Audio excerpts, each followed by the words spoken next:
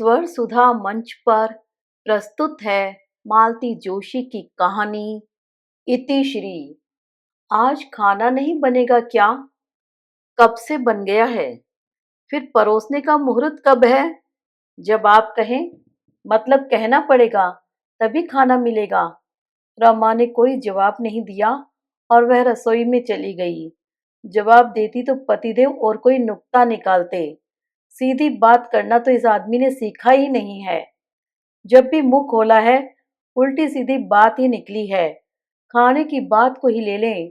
अगर अपने से खाने के लिए कहेगी तो ठीक है, क्या तुम कहोगी तभी खाना पड़ेगा? तुम्हें तो बस काम निपटाने की पड़ी रहती है, चाहे सामने वाले को भूख हो या न हो। इसलिए आजकल वह बुलाती नहीं है, जब कहते हैं तभी परोसती हैं। थाली लगाकर उसने आवाज दी, आ जाइए। पतिदेव आकर बैठ गए। आते ही पूछा, तुम्हारी थाली कहाँ है? मैं बेटू के साथ खा लूंगी। वे हजरत पूरे शहर की खाक छानकर आधी रात को लौटेंगे, तब तक भूखी बैठी रहोगी। मुझे आदत है। अच्छा, आपकी माँ आपके लिए आधी आधी रात तक खाना लिए बैठी रहती थी? आप दोनों से पहले मेरे खाने का सवाल ही नहीं उठता था। चाहे गोद में बच्चा हो या पेट में, मुझे तो रुकना ही पड़ता था। मेरी माँ को मरे कई बरस हो गए। उसे क्यों कोस रही हो? कोस नहीं रही, आपको याद भर दिला रही हूँ कि बेटा भूखा हो तो माँ के गले से ग्रास नहीं उतरता। दरअसल वह कहना चाहती थी कि रात रात भर रमी खेलने वाले बेटे के लिए भी माँ भूखी बैठी रहती थी। तो मेरा बेटा तो फिर भी कुछ कर रहा है, पर उसने ये कहा नहीं। अच्छा खासा महाभारत हो जाता। इतने दिनों तक इंटर कॉलेजिएट ड्रामा कॉम्पिटिशन्स चल रहे थे। आज उसका रिजल्ट था। उसका मन उधर ही लगा हुआ था। 2-3 बार पतिदेव ने टोका भी। ध्यान किधर है तुम्हारा? कब से दाल मांग रहा हूँ। उसके कान मोबाइल पर लगे हुए थे। घंटी बजते ही वह दौड़ पड़ी। फोन मुकुल का ही था। मम्मा, बधाई हो, आपके बेटे को बेस्ट एक्टर का प्राइज मिला है। सच? खुशी से उसकी आंखें छलक आईं। हाँ, और हमारा नाटक सेकंड आया है। बेटा, कोई दुकान खुली मिले तो पाव भर मिठाई लेते आना। ठाकुर जी का भोग लगा दूंगी। ठीक है मम्मा। आवाज कैसी आ रही है? तुम्हारे पिताजी खाने पर बैठे हैं, थाली पीट रहे हैं। माँ जाओ, उन्हें अटेंड करो, नहीं तो हंगामा मचा देंगे। रसोई में आते ही उसने कहा, थाली क्यों बजा रहे थे? तुम बीच में कहाँ गायब हो गई थी? सब कुछ सामने तो रखा था। तुम कौन सा पहाड़ खोदने गई थी? फोन लेने गई थी। ऐसा किस लाट साहब का फोन था कि तुम्हें यह भी याद नहीं रहा कि मैं थाली पर बैठा हूँ? बेटू का फोन था। और फिर उसने हर्ष विवल होकर कहा, आज ड्रामा कंपटीशन का रिजल्ट था न? आपके बेटे को बेस्ट एक्टर का प्राइज मिला है। तुम तो ऐसे हुलस रही हो जैसे तुम्हारा बेटा दिलीप कुमार बन गया हो। आज की तारीख में तो वह मेरे लिए दिलीप कुमार ही है। और फिर अनु ने भरे स्वर में बोली, देखिए आपसे एक रिक्वेस्ट है। आज वह घर लौटे तो उससे रोज की तरह बहसबाजी मत कीजिएगा। उसकी सारी खुशियों पर पानी फिर जाएगा। ये आपका हुक्म है जो मानना पड़ेगा। नहीं, ये मेरी रिक्वेस्ट है, हाथ जोड़कर विनती है। तुम माँ बेटे को मेरा बोलना इतना बुरा लगता है? आपका बोल ही इतना कड़वा है, तो बुरा तो लगेगा ही। और हम दोनों को ही नहीं, आपकी लाडली को भी आपका बोलना बुरा लगता है। अच्छा, अभी 2 दिन पहले ही उसका फोन आया था। कह रही थी कि पापा से कहो कि जो कुछ कहना हो मुझसे कहा करें, नवीन से बात न करें प्लीज। कह रही थी पापा तो कह सुनकर अलग हो जाते हैं, उसका ताप मुझे झेलना पड़ता है। अगले 4-5 दिन तक घर का वातावरण कसैला हो जाता है। आपने नवीन को फोन किया था? हाँ किया था। किसी से डरता हूँ क्या? फोन क्यों किया था? उसका बाप गांव की जमीन बेचकर आया है, तो पूछ रहा था कि तुम्हारे हिस्से कुछ आया कि तुम्हारा कलकत्ते वाला भाई सब बटोर कर ले गया। आपको यह सब पूछने की क्या जरूरत थी? यह उनका घरेलू मामला है। उस घर में मेरी बेटी ब्याई है। लेकिन आपकी ये बात आपकी बेटी के खिलाफ ही जाती है न। घर वाले तो यही समझते हैं कि उसने यह सब पुछवाया होगा। कह रही थी इतनी सी बात के कारण घर में भारी कलह हो गई। देखिए, आपकी अच्छी बुरी बातें हम घर वाले झेल लेते हैं, झेलनी ही पड़ती है। लेकिन दामाद आपकी बात क्यों सुनेगा? उसने पलटकर कुछ जवाब दे दिया तो आपकी क्या इज्जत रह जाएगी? तुम्हें क्या लगता है वह नालायक चुप रह गया होगा? जानती हो उसने क्या कहा? क्या कहा? उसने कहा, मेरे पिता अभी जीवित हैं, बंटवारे की नौबत नहीं आई है, पर आप घर का सौदा करते समय बेटी को याद रखिएगा, उसका हिस्सा मत डकार जाना। उस नालायक को कैसे पता कि मैं घर बेच रहा हूं? आप घर बेच रहे हैं? पतिदेव एकदम चौंके। अनजाने अनचाहे उनके मुंह से सच निकल गया। अपने को संभालते हुए बोले, बिल्डर को दे रहा हूं, इस पुराने घर की साज संभाल अब मेरे बस की नहीं है। बिल्डर इसे नई शक्ल सूरत दे देगा, अपने लिए एक फ्लैट भी देगा, और तब तक के लिए भी वह हमारे रहने की व्यवस्था करेगा। बात हो गई है। और वे उठ गए। रमा दोनों हाथों में सिर दिए बैठी रही। घर बेचने की बात पर रमा को जरा भी आश्चर्य नहीं हुआ था। पति की पिछली कारगुजारियों को देखकर तो लगता था यह अब तक तो हो जाना था। उसे कोई मोह नहीं था। वह बस यही चाहती थी कि बेटे की नौकरी लगने तक सिर पर छत बनी रहे। उसके बाद वह न घर का मुंह देखेगी न घर वाले का। बिल्डर वाली बात पर भी उसे खास भरोसा नहीं था। यह आदमी किसी भी दिन उसे सड़क पर खड़ा कर देगा, वह जानती है। बहुत पुरानी एक बात याद आ गई। शहर के बाहर उन लोगों का आम का बगीचा था। अक्सर परिवार के साथ, मित्रों के साथ, सखियों के साथ वहां पिकनिक मनाती थी।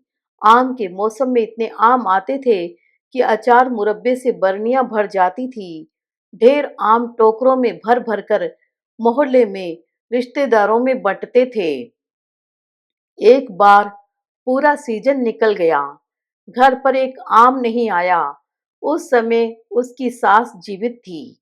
वे ताव खाकर एक दिन ठेकेदार के घर पहुंच गई और उसे खूब खरी खोटी सुनाई। उसने पांव पकड़ लिए, बोला, माँ जी, मैं नौकर आदमी हूँ, मालिक की आज्ञा बिना किसी को आम कैसे दे सकता हूँ? घर पर देने के लिए भी मालिक की आज्ञा चाहिए। ठेकेदार समझ गया। बोला, आपको शायद पता नहीं है, भैया ने बाग बेच दिया है, नए मालिक ने मुझे रख लिया, यही मेहरबानी है। माँ जी तो सन्न रह गई। ठेकेदार ने टोकरी भर आम थैले में भरकर उन्हें देने चाहे तो वहीं पटक कर चली आई। घर आकर बेटे को आड़े हाथों लिया तो उन्होंने अत्यंत निर्लिप्त भाव से कह दिया, बाबूजी की 13वीं का कर्ज चुकाना था, इसलिए बेच दिया। तुम्हारे बाबूजी को गुजरे तो 3 बरस हो गए। हाँ, तो इन 3 वर्षों में सूद मूल से भी ज्यादा हो गया था, क्या करता? बेटे की साफ गोई पर माँ जी चकित रह गई। फिर बोली, देखो, एक बात आज ध्यान से सुन लो, मेरी 13वीं पर तुम कोई कर्ज नहीं उठाओगे, समझे? जब मेरी अस्थियां सिराने जाओ तो वही 2-4 ब्राह्मण जिमा देना, समझे? इतना कहकर भी वे आश्वस्त नहीं हुई। एक दिन पोटली भर नोट रमा को थमाते हुए बोली, संभाल कर रखना, उसे हवा भी मत लगने देना। ये इतने सारे रुपए काहे के लिए? मेरी अंत्येष्टि के लिए, मेरी लकड़ी के लिए चंदा करके मुझे बेइज्जत मत करना। मुकुल की बहू के लिए चेन रखी थी, उसे बेचकर ये पैसे लाई हूँ। माँ जी ने बेटे को अच्छे से परख लिया था। जिस दिन उनकी अंतिम यात्रा निकलने को थी, घर बाहर लोगों की भीड़ जुट गई थी। ऐसे में पति ने उसे कमरे में बुलाया। तुम्हारे पास कुछ पैसे हैं? आपके पास माँ की अंत्येष्टि के लिए भी पैसे नहीं हैं? अरे, ये सब एकदम हो गया। ठीक ही तो हुआ, बीमार पड़ती तो क्या आप इलाज करा पाते? फिर पैसे देते हुए कहा, मुझे पता था यह सब, इसीलिए भैया लोगों से कहा था पैसे लेते आना। अब आप समय से उनका कर्जा चुका देना बस। पतिदेव ने हमेशा की तरह सिर हिला दिया और बाहर चले गए। माँ नहीं रही तो कोई अंकुश नहीं रहा। उन्होंने अपनी पुश्तैनी दुकान पर बैठना ही छोड़ दिया। कहा कि पीठ में दर्द रहता है। दुकान पर एक लड़का रख दिया है। जब 4 महीने तक दुकान से एक पैसा नहीं आया तो रमा ने पूछा, बोला किराए से उठा दी है।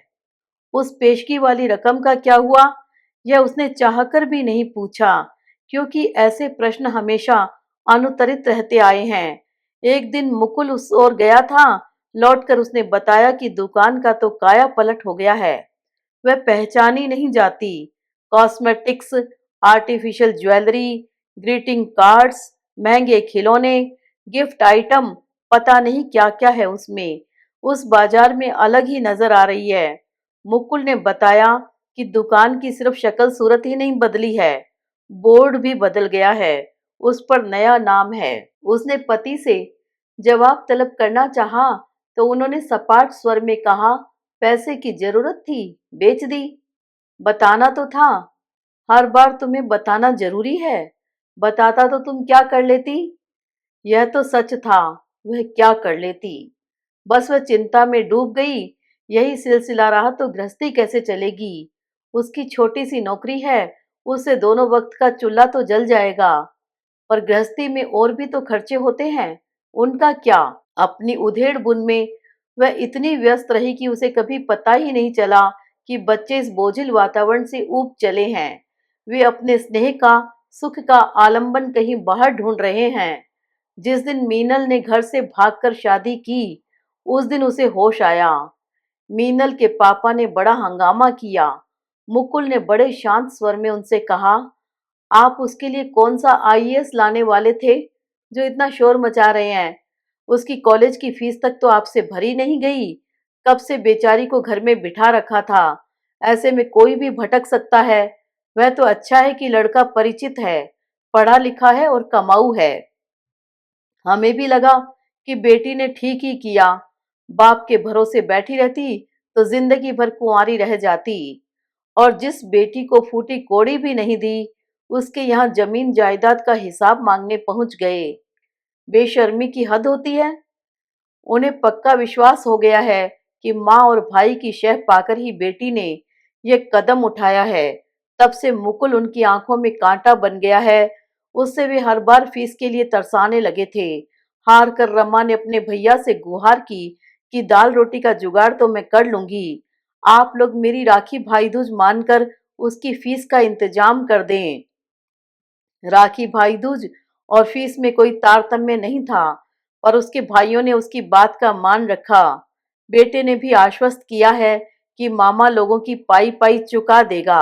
मुकुल को मौसाजी ने अपना पुराना स्कूटर दे दिया है। दुनिया भर के लड़के चमचमाती बाइक पर घूमते हैं।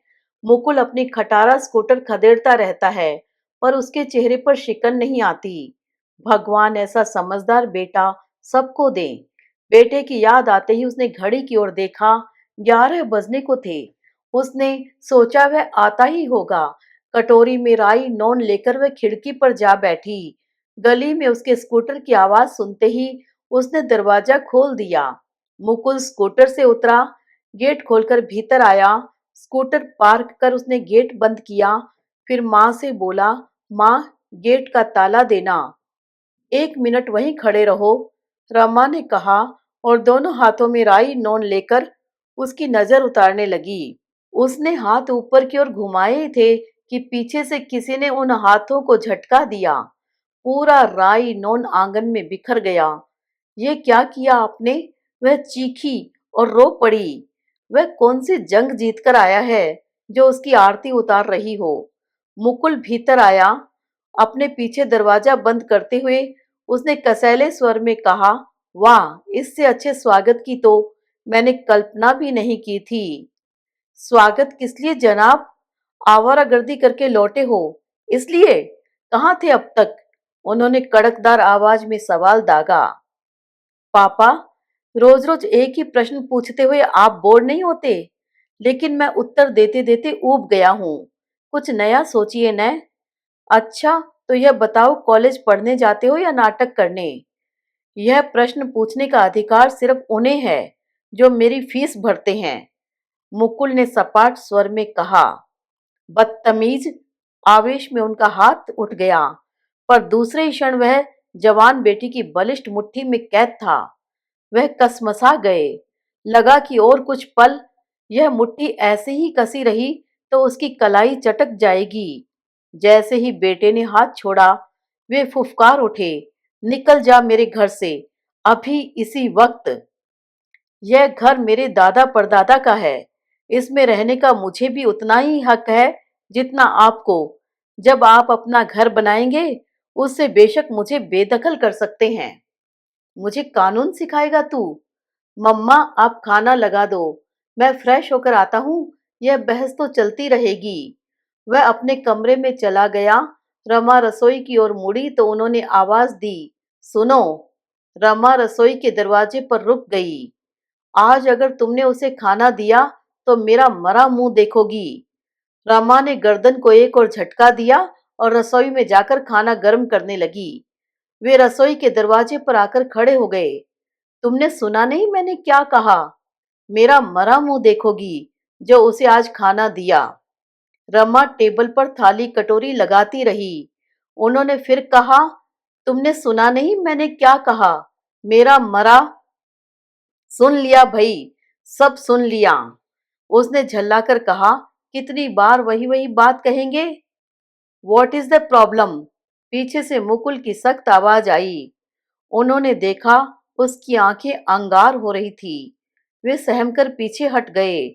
मुकुल के भीतर आते ही उसने कहा, आजा बेटा, सब गरम कर दिया है, आराम से बैठकर खा ले। मैं बाहर जाकर दरवाजा बंद कर लेती हूँ, नहीं तो शांति से खा नहीं पाएगा। बाद में मैं आकर समेट लूंगी। तुम खा चुकी माँ? हाँ बेटा, मुझे लगा तुम लेट हो जाओगे, इसलिए खा लिया। अब तुम आराम से बैठकर खाओ। कहते हुए वह बाहर निकल आई और उसने दरवाजा बंद कर लिया। बाहर वे जले भुने बैठे थे। मैंने तुमसे कुछ कहा था। मैंने भी आपसे कुछ कहा था, यही कि आज आप उससे बहसबाजी मत करना, नहीं तो उसकी सारी खुशी पर पानी फिर जाएगा। पर आपने मेरी बात नहीं मानी, रोज की तरह हंगामा कर दिया। जब आप मेरी बात नहीं मान सकते तो मुझसे क्यों अपेक्षा करते हैं? मेरी तुम्हारी बात में कोई फर्क नहीं है? क्या फर्क है? मैंने कहा था, मेरा मरा मुंह देखोगी अगर उसे खाना दिया तो। मतलब तुम्हें मेरे मरने जीने से कोई फर्क नहीं पड़ता? वह चुप रही। यह मत भूलो कि मेरी वजह से तुम सुहागिन बनकर इठला रही हो। वह भरी बैठी थी, एकदम फूट पड़ी। ऐसे निकम्मे सुहाग का मैं क्या करूं? इससे तो मैं अभागिन ही भली। कहते हुए उसने अपना मंगलसूत्र उतार कर उनकी ओर उछाल दिया। लीजिए, इसे भी बेच खाइए, कुछ दिन का खर्चा पानी चल जाएगा। वे सन्न रह गए। यह वही मंगलसूत्र था जो कभी टूटकर बिखर जाता था तो वे सारे काम छोड़कर उसे पिरोने बैठ जाती थी। सूने गले से वह पानी भी नहीं पीती थी। वही मंगलसूत्र रमा ने आज ऐसे उतार कर फेंक दिया था जैसे वह कोई चीज हो। उनके स्वामित्व का अहंकार पल भर में शेष हो गया था। उनका पति होने का एहसास किसी रद्दी कागज के टुकड़े की तरह उनके पैरों में लौट रहा था।